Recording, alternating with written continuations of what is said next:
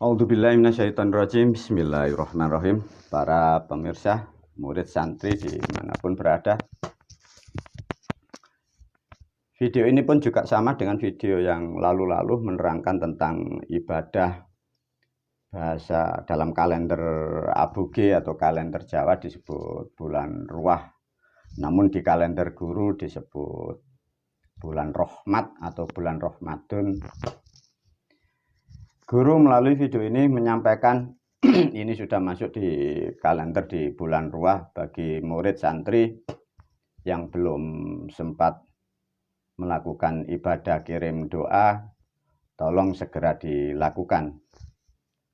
Melalui video ini guru sedikit memberi pemahaman lagi karena banyaknya murid terlalu sibuk memikirkan ekonomi dan kepentingan keluarga sehingga kalau mau mempelajari kitab pun kadang juga tidak ada waktu, membuka file-file yang lama pun juga kadang tidak sempat. Semoga dengan videonya, dengan siaran live ini mudah dipahami sehingga tidak mencari membuka file-file yang lama. Namun toh guru juga berpesan kalau toh ini hal-hal yang penting untuk aktivitas dalam 1 tahun sekali, tolong video ini juga di-download, disimpan sehingga bila butuh sangat mudah untuk dipelajari. Baik para murid, para santri, guru menerangkan pentingnya dulu. Di situ ada yang disebut ibadah ruah sebenarnya pada masa dulu. Satu dulu yang dipahami karena masyarakat tidak paham, para pendidik agama pun juga tidak paham karena agama sudah salah kaprah sejak 1400 tahun masa lampau. Begini, disebut bulan ruah itu maksudnya sudah paham ya, ini bulan arwah. Jadi dalam rotasi setahun sekali, alam itu frekuensinya terbuka ya. Alam kehidupan itu berputar seperti layaknya jarum jam itu.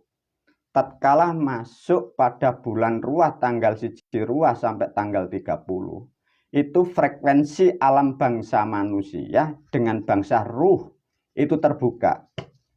Sehingga leluhur dulu orang-orang yang ahli memberilah sesuatu cara ditempatkan pada ruang dan waktu yang tepat. Jadi ibadah itu atau ritual atau upacara itu tidak bisa memakai innama a'malu binniyat. Itu tidak bisa dibenarkan dari hukum keilmuan. Dipahamkan ya? Namanya upacara atau ibadah itu valid karena namanya upacara atau ibadah atas nama kebenaran, artinya yang dilakukan itu harus dengan kebenaran. Kebenaran melalui aspek harus mengikat dengan ruang dan waktu. Jangan mengikuti pola pikir yang di luaran sana. Manusia beribadah dengan dalil innama a'malu binniyat. Itu sesungguhnya bukanlah agama, itu adalah pembodohan.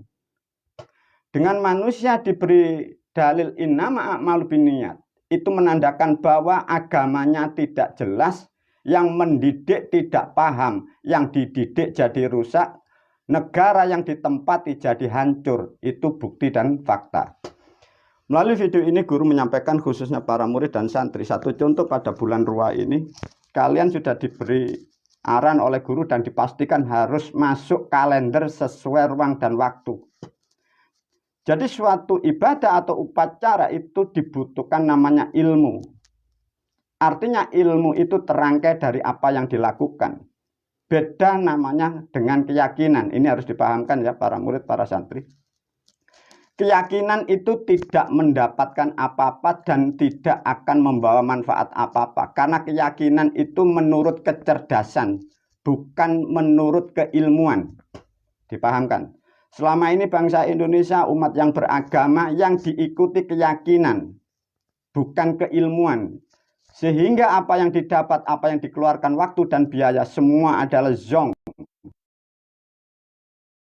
Jadi dipahamkan, beda ya, keyakinan dan keilmuan itu dipahamkan betul-betul. Maka guru melalui video ini, melalui video-videonya sudah mendidik para santri dan murid. Apa yang kau lakukan itu ilmu ya. Bukan kepercayaan, bukan keyakinan. Beda dengan apa yang Anda yakini kemarin-kemarin ya. tatkala sudah mengerti dalam upacara atau melakukan sesuatu itu dibutuhkan kebenaran, maka dituntunlah dengan namanya ilmu. Satu contoh bulan ruah. Bulan ruah menempati dalam kalender itu urut ke-8 ya. Dari urut ke-8 disebutlah bulan ruah, guru menyebutnya itu bulan rahmat. Bulan ke-9 leluhur kita menyebutnya bulan poso atau sekarang bulan puasa.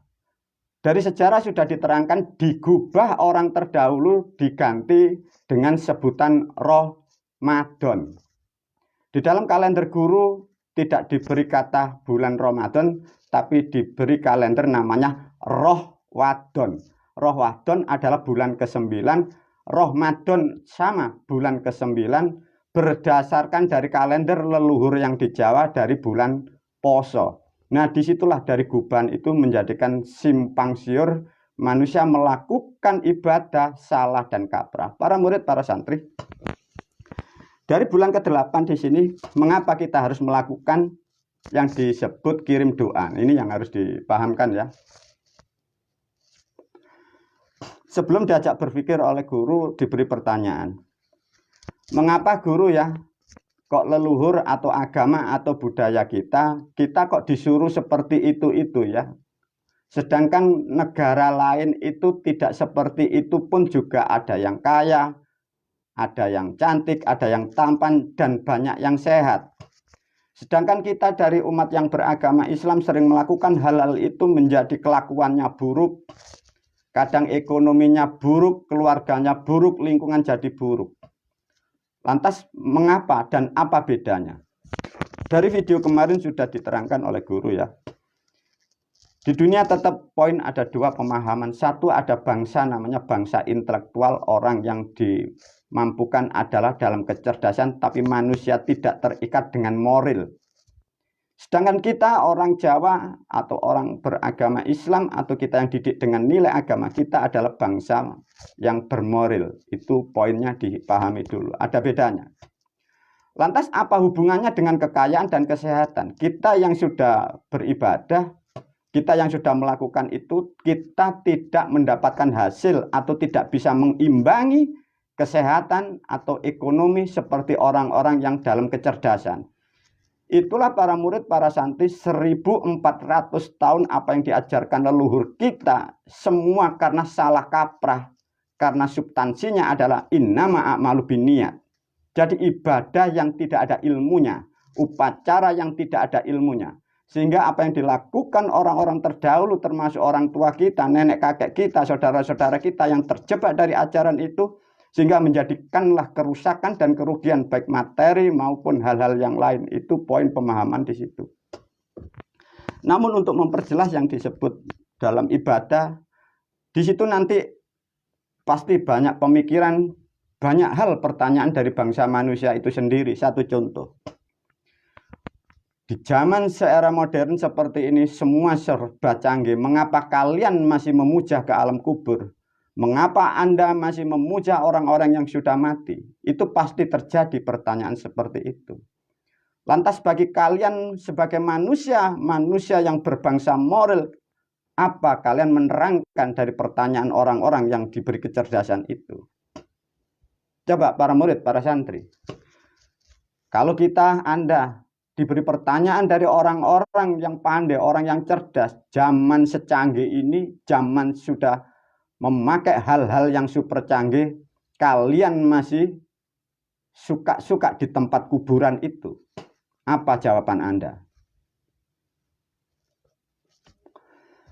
Itulah para murid, para santri, bedanya makhluk yang bermoral dan makhluk yang tidak bermoral, ya. Itu dibedakan dulu. Lantas dari pemahaman atau ibadah atau upacara pada bulan rahmat atau bulan Ramadan, itulah yang disebut manusia kita mengikat jasa beliau yang sudah almarhum atau mengenang jasa beliau yang sudah meninggal atau mengenang orang-orang yang telah mendahului kita karena jasa-jasa yang ada di dunia ini. Jadi artinya jangan berharap yang macam-macam tatkala Anda kirim doa di tempat terutama orang-orang yang sudah meninggal. Maka tatkala manusia mendatangi kuburan atau tempat-tempat orang-orang yang sudah dikuburkan, Anda berhayal dimudahkan rezekinya, mendapat berkahnya, itu hal yang sangat fatal. Itu adalah kesalahan mutlak bagi kecerdasan bangsa manusia, baik bangsa yang bermoral.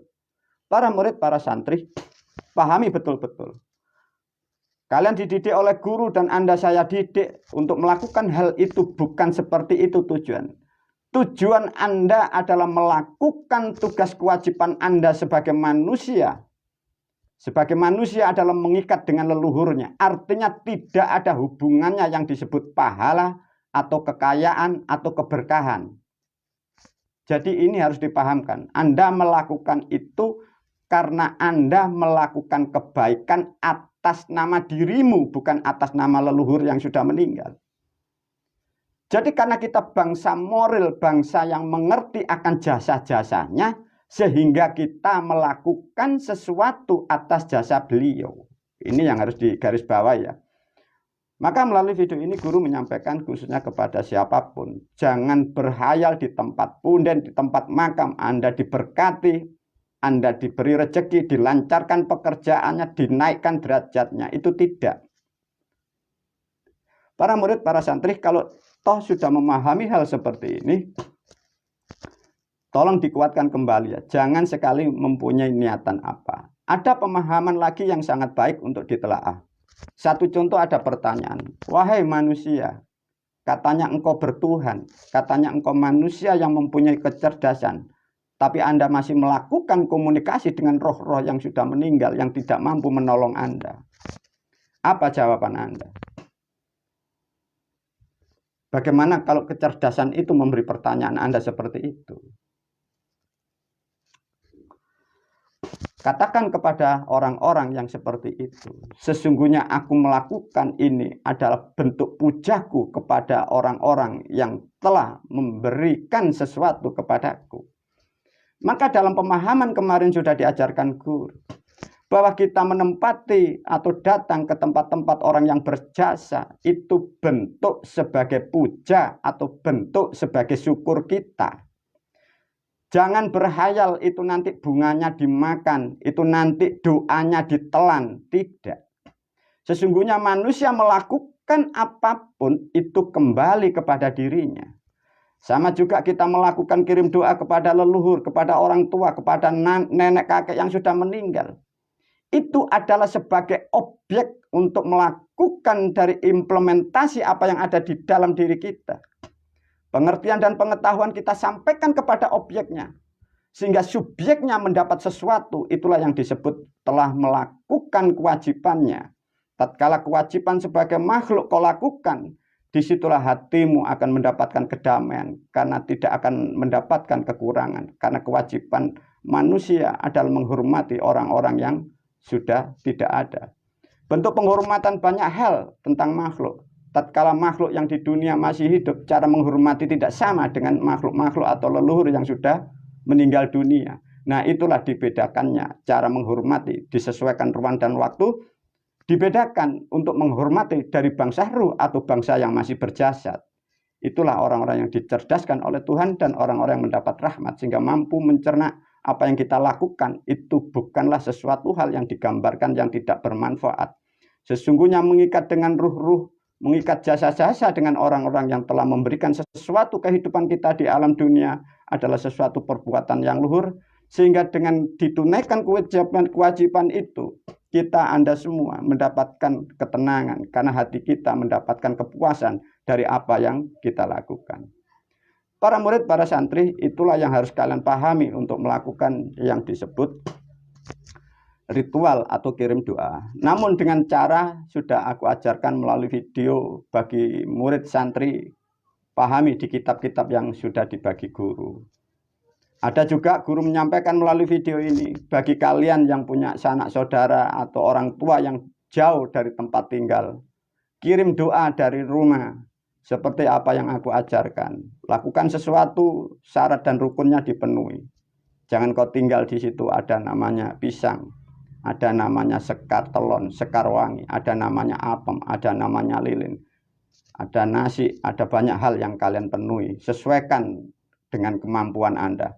Cara doa sudah aku ajarkan, cara mengirim doa yang tepat, yang benar sudah aku ajarkan. Bukan berarti Anda kalau pada bulan-bulan ini kalau orang tuamu jauh di luar negara atau di luar pulau Anda harus mendatangi, tidak. Dengan adanya ilmu itulah manusia akan dimudahkan. Tapi toh kalau orang tua kita yang berjasa tidak jauh dari tempat kita, selayaknya sebagai bangsa manusia mendatangi tempat-tempat makam di mana beliau dimakamkan. Namun datang ke makam pun sudah diajarkan guru. Bukanlah layaknya sebagai manusia mendatangi makam dalam setahun sekali dalam busana yang tidak baik. Itulah manusia yang tidak mempunyai etika. Melalui video ini guru menyampaikan bagi para pemirsa yang belum tahu tata cara di luar sana, kalau toh Anda mendatangi orang tuamu yang sudah dimakamkan, satu, pakailah busana yang sopan, yang rapi. Paling tidak berpakailah baju yang sopan atau yang agamis. Jangan memakai benda-benda atau sesuatu hal yang disebut busana namanya kaos atau jin atau levis. Dan jangan lupa, kalau toh orang tuamu sebagai orang muslim, tubuhnya sebagai sudah tahu membujur utara dan selatan, kepalanya di utara, raut mukanya di hadapan ke kiblat, menghadap ke barat. Artinya Anda kirim doa harus menghadap ke arah timur. Demikian juga bagi orang-orang saudaraku yang di Nasrani, karena orang tuamu, leluhur Anda yang dimakamkan dalam tanah kubur, beliau ditaruh di dalam peti, dia menghadap ke atas, artinya dimanapun Anda menghadap itu bebas. Karena apa? Karena cara menempatkan tubuh manusia yang beragama Islam dan agama Nasrani pun tidak sama. Demikian para murid, para santri, apa yang diajarkan guru semoga betul-betul sangat paham, dan video ini juga bisa disimpan sehingga kalian tidak terombang-ambing dengan cerita-cerita atau hal-hal yang menjadikan ejekan di dunia. Sesungguhnya orang-orang yang mengejek karena keterbatasan spiritualnya, karena keterbatasan pengetahuan tentang alam gaib, sehingga manusia itu kadang mencemooh orang. Dan bagi kalian yang merasa benar, bagaimana kalau Anda sendiri tidak mampu menjelaskan dari pertanyaan? Itulah permasalahan selama ini yang ada di dalam kehidupan berbangsa dan bernegara. Para murid, para santri, acara kirim doa itu orang-orang terdahulu, ini bulan ke-8, orang dahulu ritual atau upacara disebutlah namanya megengan, ya. Ini nanti berangkai kalimat ini, video ini dengan video yang kedua. Para murid, para santri, megengan, ya. Jadi orang-orang leluhur kita dulu mungkin sampai sekarang kalau bulan ke-8 biasanya diambil tanggal yang tua, masuk mendekati bulan poso, itu kirim doa buat apem, buat sesaji, namanya megengan. Karena bahasa megengan ini bahasa kuno yang sangat lama, dan ini tidak diajarkan di negara kita, dan orang-orang tua kita pun tidak mengajarkan bahasa yang tepat dan benar dengan generasinya, sehingga Anda tidak mengerti dari apa yang dilakukan orang-orang terdahulu. Semoga ini nanti mampu memberi gambaran baru, ya.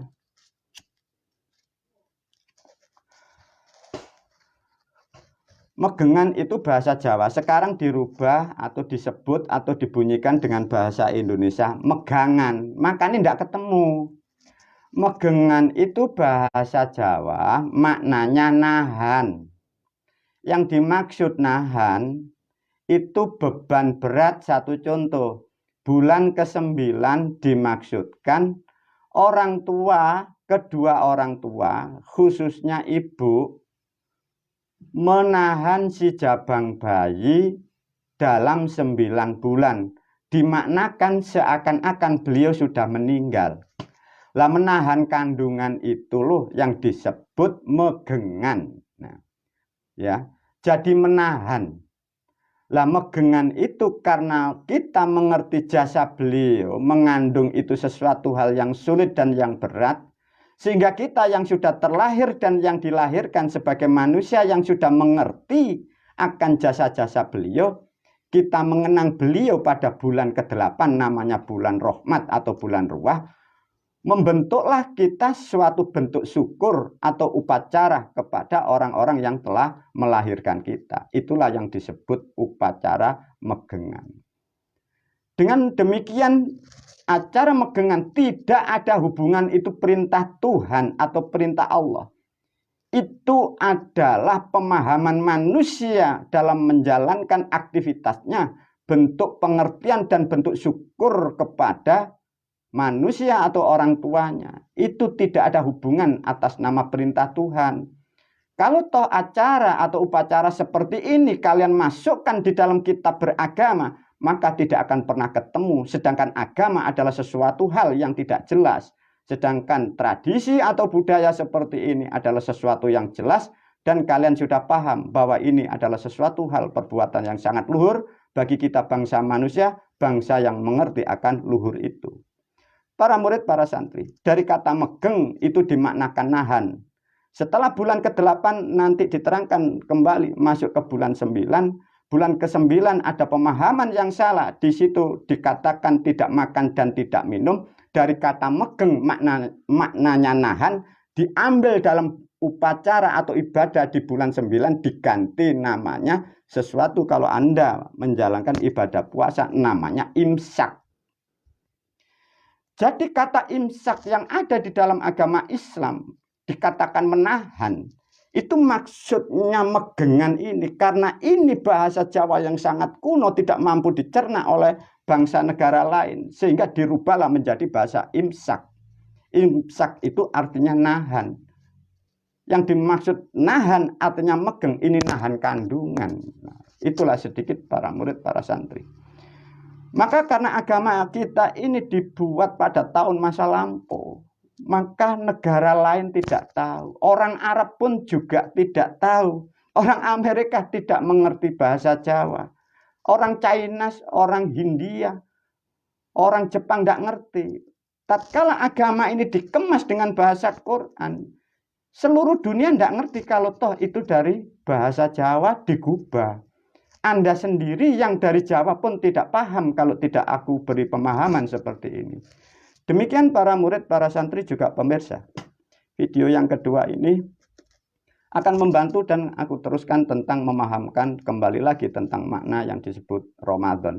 Semoga videoku ini nanti berlanjut dari video yang ketiga. Wabillahi taufiq wal hidayah, wa ridha wal inayah. Assalamualaikum warahmatullahi wabarakatuh.